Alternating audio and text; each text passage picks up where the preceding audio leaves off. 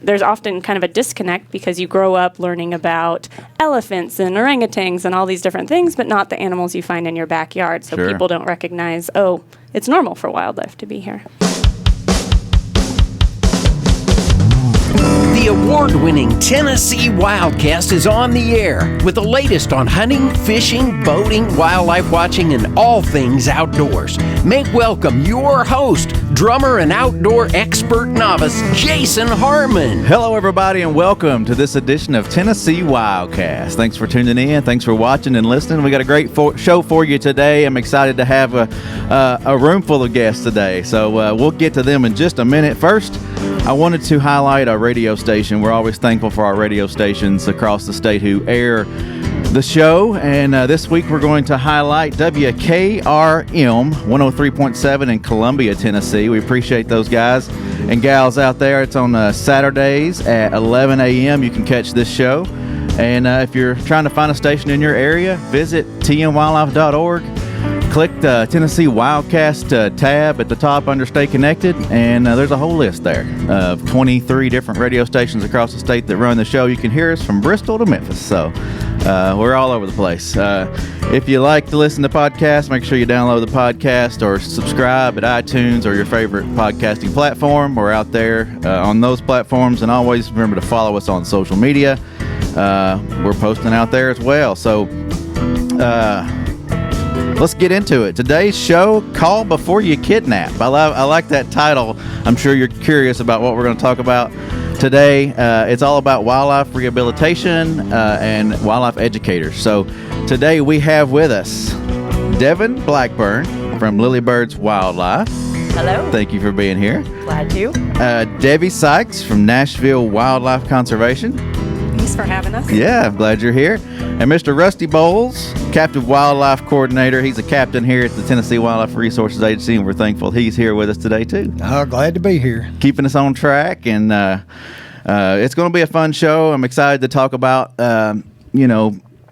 baby and orphaned wildlife, and this time of year is spring. The babies are being born, and folks often wonder, what should I do with a baby or a small wildlife in my yard? What should I do to put it back in its nest or get it back to its mama, or should I touch it at all? So we're going to cover a lot of that stuff today and dive into it. So let's learn about you guys first, if you don't mind. Rusty, will you introduce yourself and tell us a bit about yourself and who you are and what you do for the agency? Well, just a short little thing. Well, I'm Captain Boles. I'm the Captive Wildlife Coordinator for the state. So I actually issue the permits for the rehabbers, and I inspect their facilities, make sure they're doing what they're supposed to be doing. Got that checklist? Oh, yeah, got a big checklist, real big checklist. I just came back from some fabulous training at a national association symposium, and I learned a whole lot of information up there. Awesome.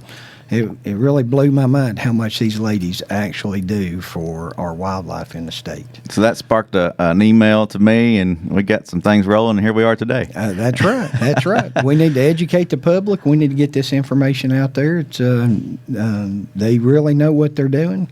They are the experts, and we need to listen to our experts. Yeah. Awesome. Well, let's go down the list here. Devon Blackburn, introduce yourself. Tell us about your facility and what you do. Yeah, I'm Devon Blackburn. I am a permitted rehabilitator with Rusty on the list. So I am the founder and director for Lillie Birds Wildlife Rehabilitation in Nashville.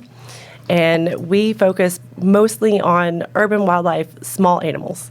Okay. So a lot of calls from Davidson County while the city's growing, and excuse me, that creates more of a need, so we're doing a whole lot of answering the call to the wild. Yeah.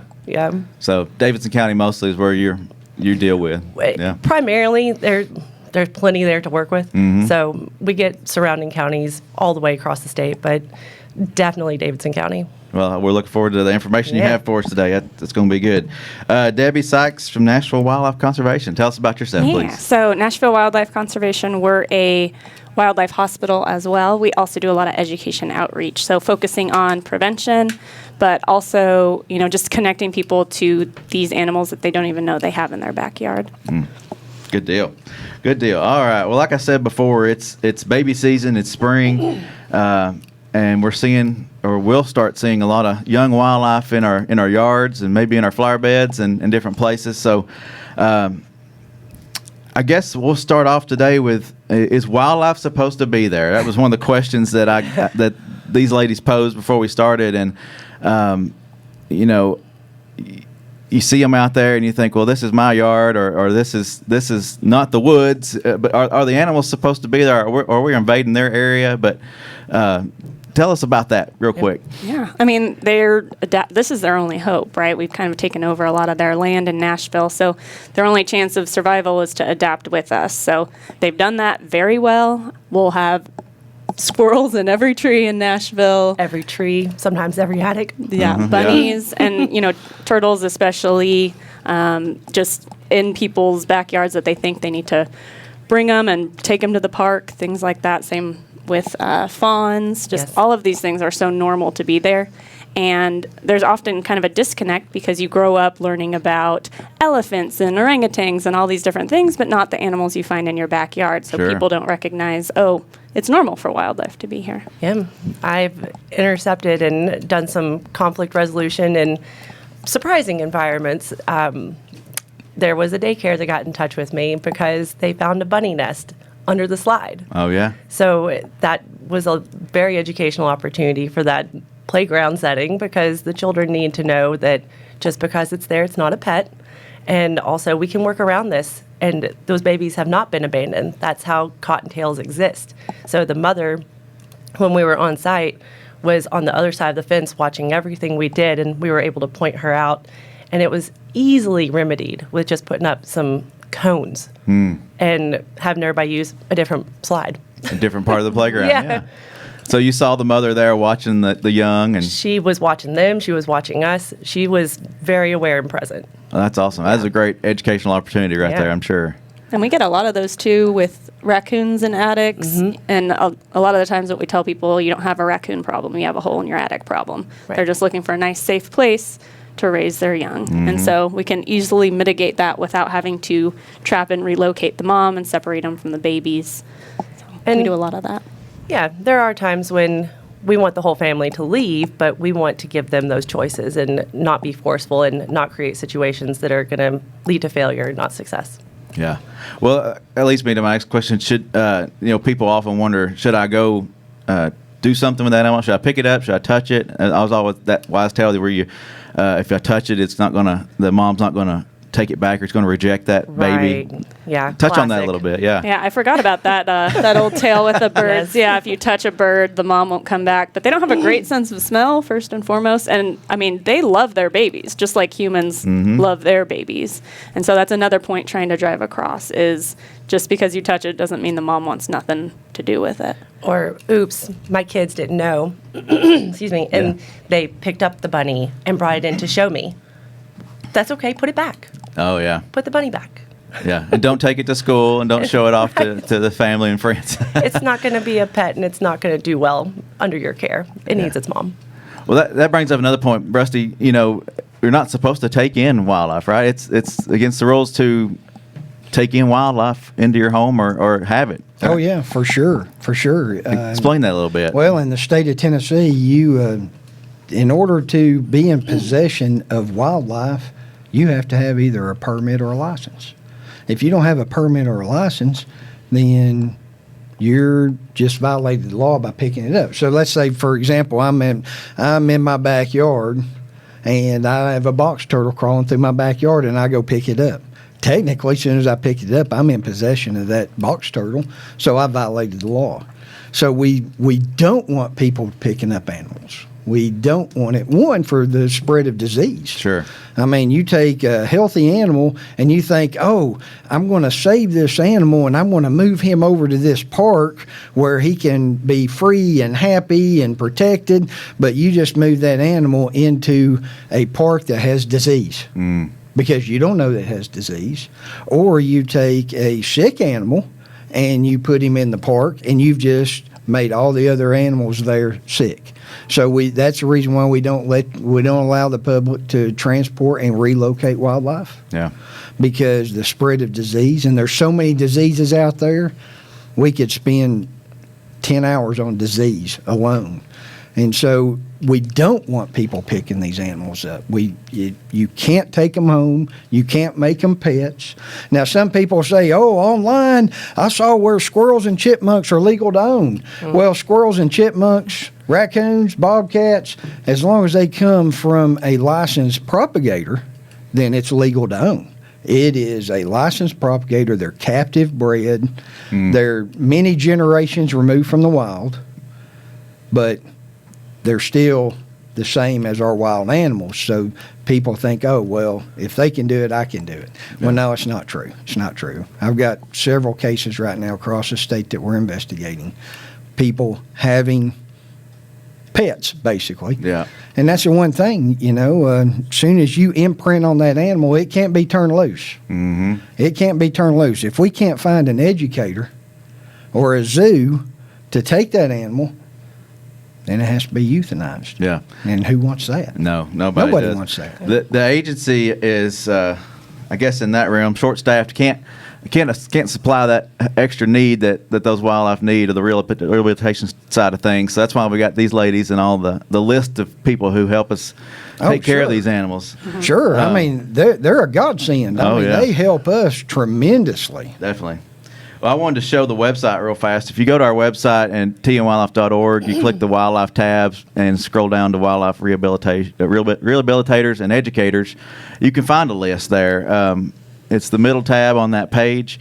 This is the group of people that Rusty's permitting and making sure is checking the boxes, and they're a big help to what we do as an agency, and we couldn't do it without them. But you can search your county right there, your region, and find a facility near you to help with legitimate orphaned animals or things that you're having issues with in your yard when it comes to that. So when do you call? When do you call a rehabilitator to come help or take an animal if needed? How do you know when to call? It's sometimes very niche, very specific. So if you see a fawn, you probably need to leave it alone.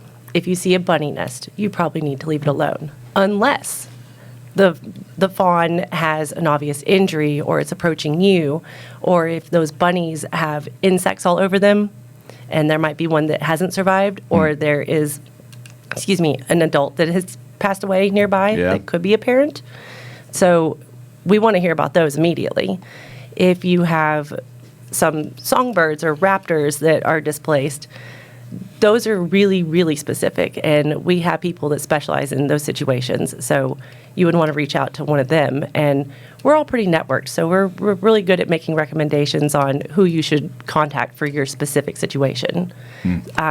There are other species that we encounter that it is not normal to see them outside of a nest environment, and we want to hear about those too. So skunks, possums, they are always with their mom. And if they're not, and they're beyond a certain size, or not at a certain size yet, they probably need help as well. And then there are some that you would want to reach out if you need guidance for reuniting them.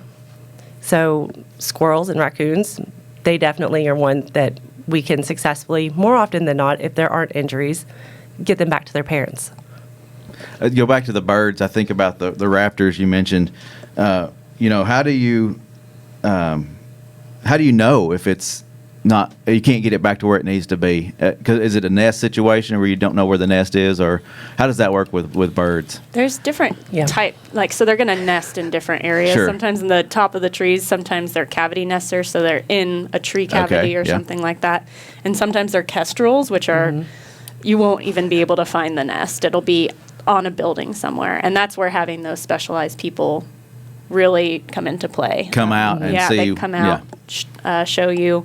And I mean, if you're not sure, we're happy to take those calls too. We love it when people call us before they touch things and they're just curious, because that's an education opportunity for us too, right? So we're happy to answer questions no matter what, really. And then not all rehabilitators work with all animals. So that's another reason that we have so much strength in networking, so that we can know who does what and get the public to the right person. There are some situations with misidentification too. So I have definitely had some bunnies come in that were labeled moles just because they were found in the dirt and they didn't have any fur yet. Or baby pigeons, baby bald eagles. Yes. Those are my favorite. Wow. Interesting. So before you, and things like that, call us and we can walk through it. Or a lot of us have phones that will accept a text message or an email that you can send a picture to. That's cool. Yeah. So that might be something good to put on the website. You could text or call if that's the case. If And there is an app as well. So as well as the website, it's Animal Help Now. Okay. And you can just go on and put your information on there. And that will tell you, here's the person closest to you that specializes in that species, which is helpful. So, with baby season coming up, we're going to be pretty swamped. Mm-hmm. And we do ask that people be patient just because a lot of us are, I'm going to school and I work 2 jobs on top of everything. Devin works and does this as well. And so sometimes it does take time for us to be able to get back to people. Yeah. And so in the meantime, you can just call all the different people while you're keeping the animal in a box in a quiet, warm spot. And leave messages. Make sure they know you have called. Exactly. So that leads me to the next question I had.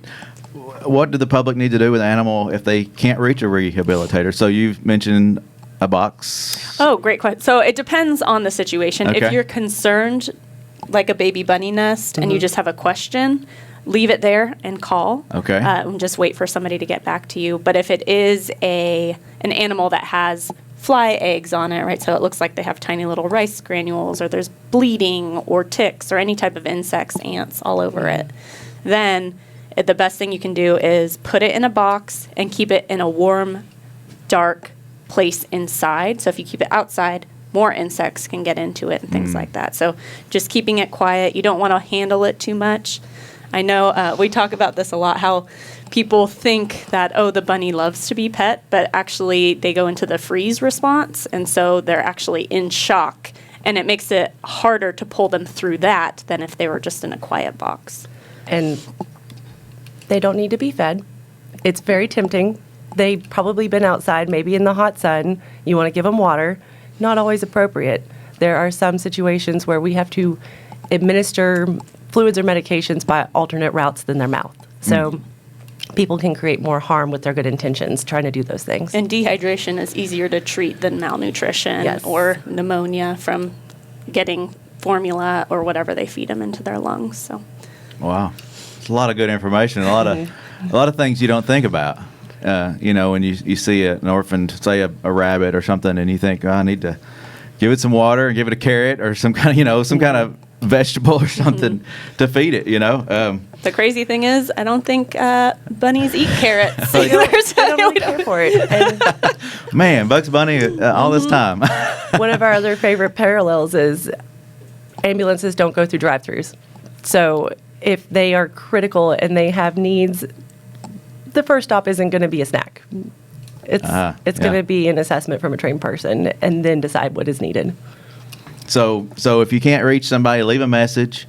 Like you said, depending on what the animal is, how to care for it, hold on to it until someone calls you back. And y'all have a great network, like you said before. I mean, that y'all will call each other, connect, and get the word around and get the right person out there to you. That's awesome. That's good.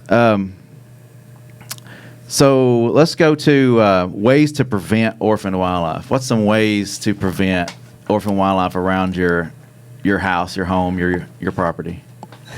So there could be a lot. There are Yes. so many, but starting with what we see a lot of are pets, companion animals, cats and dogs. Okay. Keeping your cats indoors so that they're not preying on songbirds or finding bunny nests or catching little snakes. Any of that stuff is so easily remedied just by giving Kitty a good quality indoor lifestyle. And that's the number one reason we see orphans. Yes. It's the number one reason we get them in. Really?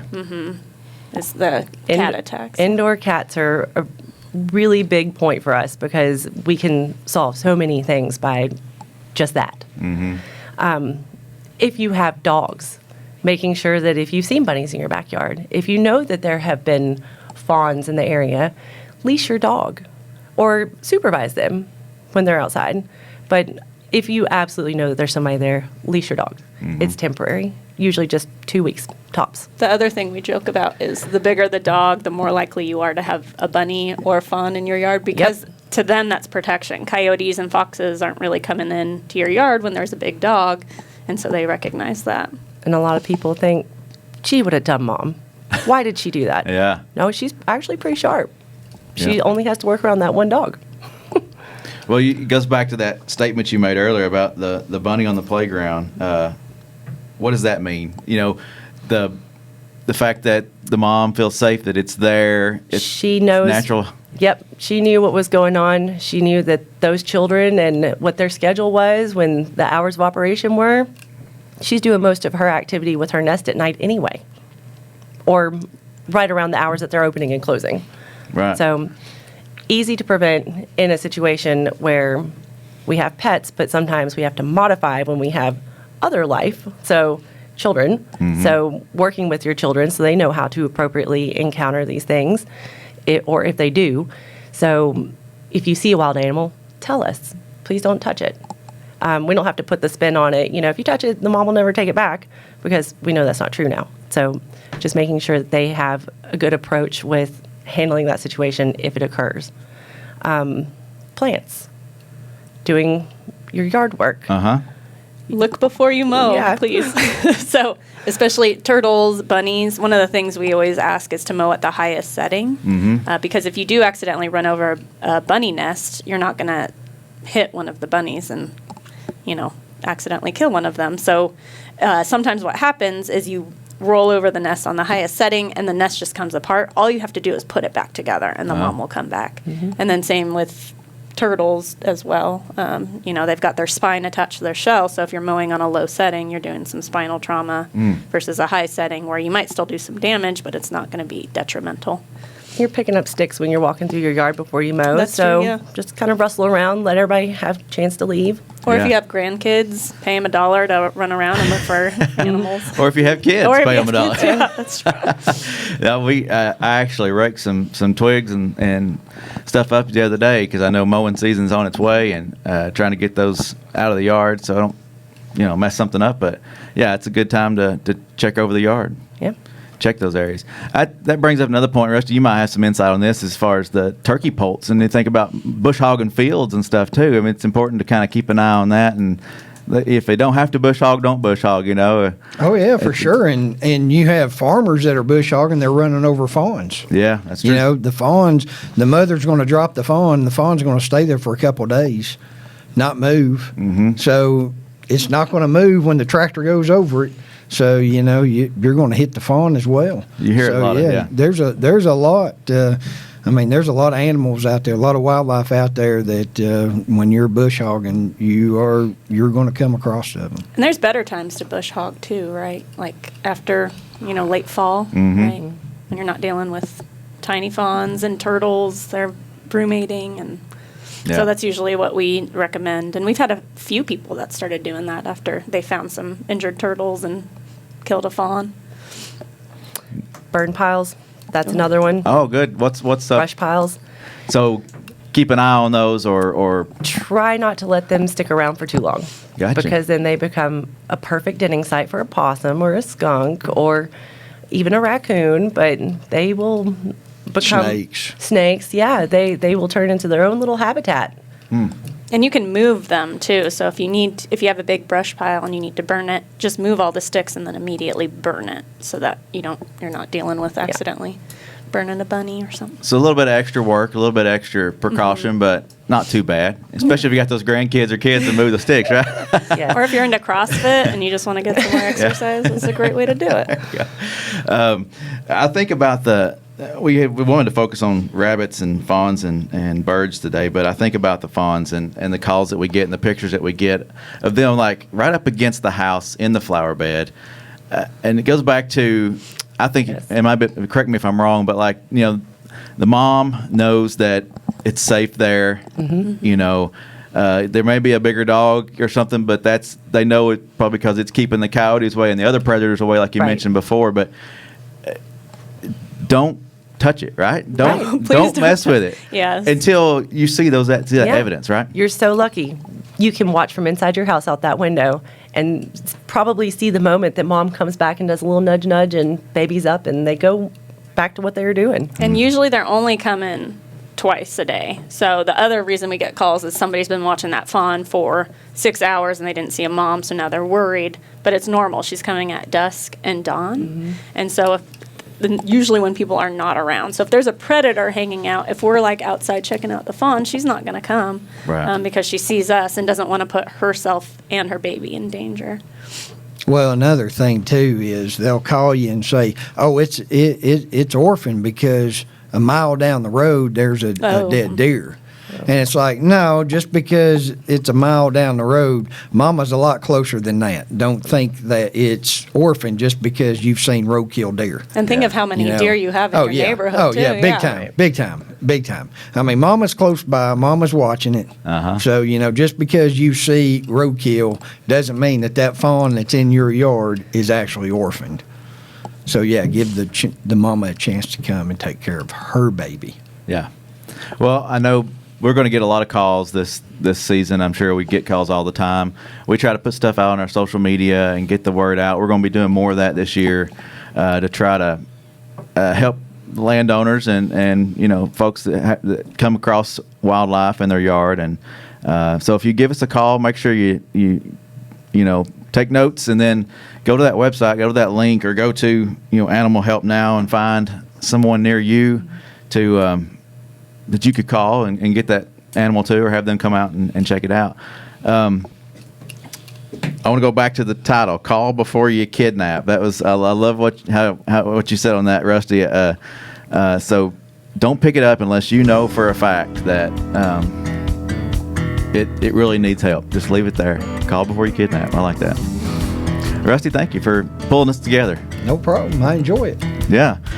Thank you for what you do, and thank you, ladies, for what you all do. Couldn't do it without you. Our wildlife officers and our biologists do a lot here, but always that extra help is needed, so we appreciate it. We appreciate y'all giving us the opportunity to come on and educate. Very helpful. Any final words? Call before you kidnap. Call before you kidnap. Call us. I think we've hit that one, yeah. So, one other thing. A lot of this is on their own dime and their own time. You mentioned that before the show. That's right. So be patient with them. Yeah. Some of them have volunteers that might be able to come get the animal from you. Other ones don't. And they may have a house full of babies that they've got to take care of after working 8, 10, 12-hour shifts at their normal job. So be patient with them. Give them some time. They know what they're doing. Trust their knowledge. Yeah. Trust what they tell you. Awesome. Well, like I said, thank you guys for being on. We'll have you back. And just remember, call before you kidnap. Remember, tnwildlife.org to find that list. Check out our website at GoOutdoorsTennessee.com if you want to buy a hunting and fishing license. And this is Tennessee WildCast. We'll see you next time.